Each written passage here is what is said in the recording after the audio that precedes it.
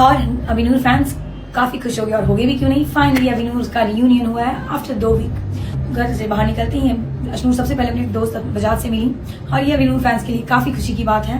भले ही वो दोनों गेम से बाहर आ चुके हैं, बिग बॉस के घर से बाहर आ चुके हैं, लेकिन हमारे लिए, जनता के लिए हमेशा अभिनूर विनर्स होंगे, विनर ही रहेंगे, हमेशा वही विनर रहेंगे। बजाज विनर रहेंगे, हमारे लिए थे और आगे भी रहेंगे।